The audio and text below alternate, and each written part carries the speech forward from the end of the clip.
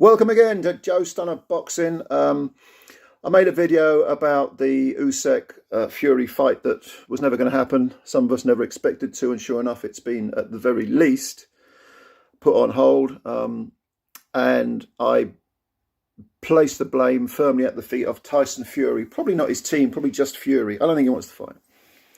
And most people agreed with me, which is always nice. But a couple, of course, the fanboys came out and they left a couple of cretinous comments, and maybe they were just trolling, I don't know.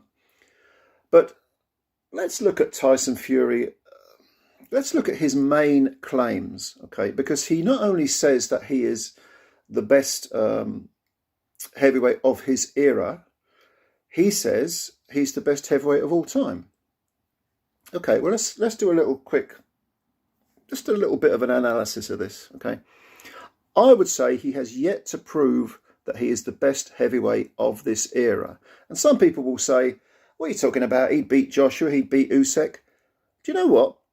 I think that a mentally and physically fit TYSON Fury would be the favourite against Alexander Usyk. And I think he'd be the favourite against Anthony Joshua. And I think he'd be the favourite against any of the top 10 in any set of rankings from any of the four ruling bodies. That is my opinion. But has he proven it? No, he hasn't. He hasn't proven it because he hasn't fought Usyk. He hasn't fought Joshua. And then I thought, let's have a look at the rankings of the four major bodies. I'll tell you what, as the Ring magazine belt is a big deal, or supposedly a big deal, I'll have a look at those rankings. So, got them all out, and I thought, let's count the amount of heavyweights in the top 10 of those respective rankings that TYSON Fury has not fought. So, let's begin with the Ring, okay? TYSON Fury has not faced, of the top 10 Ring magazine heavyweights, 7 of them, okay? He hasn't faced some of these, by the way, some fighters in some of the rankings, certain fighters are in some of the rankings for one body, some are not in it for another body, you know. And sometimes you look at the rankings and you think, what the hell is he doing in there? Top 10, he's not even the top 30, but ignore that. The Ring magazine rankings, Fury of the top 10 has not faced 7 of them, okay? Then we go on to the WBC. The current rankings of the WBC, and Fury is the champion of the WBC, of course. Of the WBC's top 10, TYSON Fury has not faced 7 of the top 10 contenders. Moving on to the WBA, TYSON Fury has not faced 8 of the top 10 contenders. Okay? Of the IBF, TYSON Fury has not faced 8 of the IBF's top contenders. Top 10. 8 of the top 10. Right. Of the WBO, TYSON Fury has not faced 7 of the top 10 heavyweight contenders. So, taking those 5 sets of rankings, even allowing for the fact that certain fighters are higher or lower or not in the rankings at all, and then they appear in, very high in another set of rankings, and some of them don't even deserve to be there. Ignoring all that stuff, all right, that's a debate for a different time.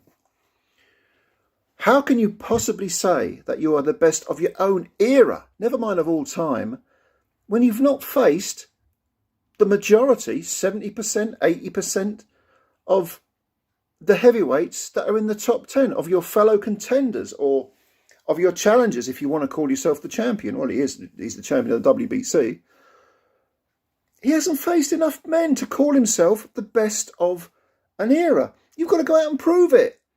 Muhammad Ali dominated 2 eras. He is considered the greatest, rightly or wrongly, he's considered the greatest heavyweight of all time because he faced everyone. In fact, he faced people like Joe Frazier and Ken Norton 3 bloody times.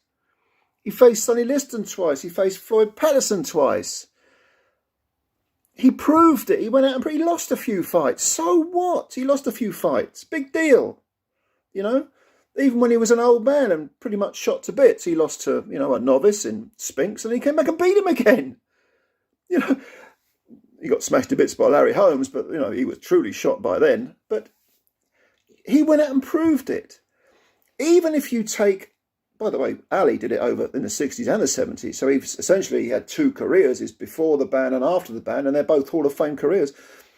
If you take a lesser era, Mike Tyson or Larry Holmes, now there were some good fighters around then. There were just some half-decent fighters, but there were no real killers. I mean, they were awkward, big, strong guys who hit pretty hard, but they weren't, I wouldn't say they were great heavyweight eras, but you can only beat the people in your era. You can't, fantasy fights don't matter. They don't mean anything. And Mike Tyson and Larry Holmes fought everyone in their era and beat them. You know? I mean, I know Tyson lost to Lewis and Douglas, but he, you know, before he lost to Douglas, he pretty much mopped up everything. Okay, if you want to be really sort of ultra critical, yeah, Douglas came along and beat Tyson, and Tyson didn't have a rematch with him, so you can say, yeah, Douglas beat Tyson. Okay. Personally, it's a subject for a different time. It's a debate for a different time. But nevertheless, Tyson was a killer. He was taking on everyone. He was smashing people to bits. You know, he was taking people on. He wasn't just saying, I can beat him. What's the point of fighting him? I know no need to fight him, is there? I mean, obviously I'd beat him. No, he was like, give me the next one. Give me the next one. You know, Larry Holmes was the same. You know, yeah, he lost to Michael Spinks eventually, but so what? Look at all the people he faced from his era. Rocky Marciano. Everyone says, oh, he fought no one. No, he didn't fight any. I mean, you know, Archie Moore was a light heavyweight, essentially, and was old when Rocky fought him, and Jersey Joe Walcott was, you know, he was former heavyweight champion. He fought, you know, but these were half-decent people. He fought other pretty good fighters, but they were the ones that were in his era. There was no one left. You know, okay, he retired, and maybe he could have fought Floyd Patterson, who was essentially the next generation, but, you know, Rocky mopped up everything in his era. Jack Johnson, another one. You know, people who call Fury the greatest ever, I can only assume they've never read a book on boxing history. And I'm no historian. I don't consider myself to be an expert. But because I'm the age I am, which is in my mid-50s, I grew up, you know, before the internet, reading books by writers who not only could string a few sentences together, who were good writers, but knew the subject. Nowadays, it's all internet stuff, and I can't complain about that because I've got this channel going. But, you know, there's an awful lot of misinformation out there. There's a lot of people who haven't got a clue what they're talking about. There's a lot of people who don't understand anything about the history of the sport. Tyson Fury has not proven himself to be the best of this era.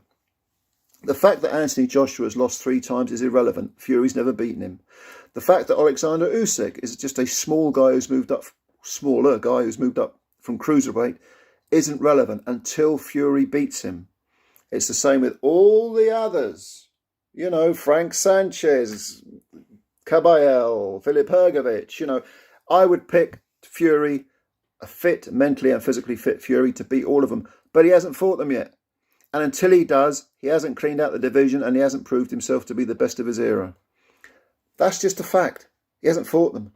You and I can say, I think he'd win, and I do think Fury would beat most, if not all. I think, you know, I think I'd make him the favourite against anyone. But he hasn't done it.